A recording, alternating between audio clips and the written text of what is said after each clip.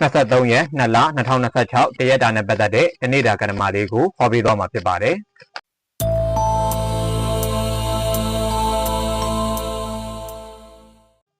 ကိုယ်စိတ်ကိုတေချာစစ်ပါဖိအားတွေများနေတဲ့အချိန်မှာစိတ်ကိုတက်တောင့်တက်တာဖြစ်အောင်လို့ဖန်တီးပါဝေးကွာနေတဲ့မိသားစုတွေချစ်ခင်ရင်းနှီးမှုတွေပြန်ရနိုင်တယ်အချို့သောသူတွေကဘဝလက်တွဲပေါ်နဲ့တွေးဆုံရဖို့ရှိတယ်ဖိအားတွေကြားထဲမှာတော့အလုပ်လုပ်နေရတတ်တယ်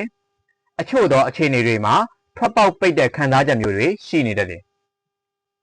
ဒီနေ့အတွက်ဆောင်းရှောင်းမယ့်အရာကတော့ပြဿနာရဲ့အရင်းမြစ်ကိုမကြည့်ဘဲနဲ့ပြဿနာရဲ့အဝေးကိုပဲထွက်ပြေးဖို့ကြိုးစားနေတာကိုရှောင်ပေးပါမျှမျှတတတွေးခေါ်ပါအပေးအယူမျှပါစေတရားသောနီလန်းဖြင့်သာဆောင်ရွက်ပါ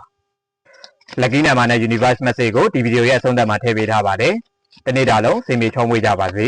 ဒီဗီဒီယိုကိုအဆုံးနဲ့ထိကြည့်ပေးရတဲ့အတွက်ကြောင့်မို့လို့အားလုံးကိုကျေးဇူးတင်ပါတယ်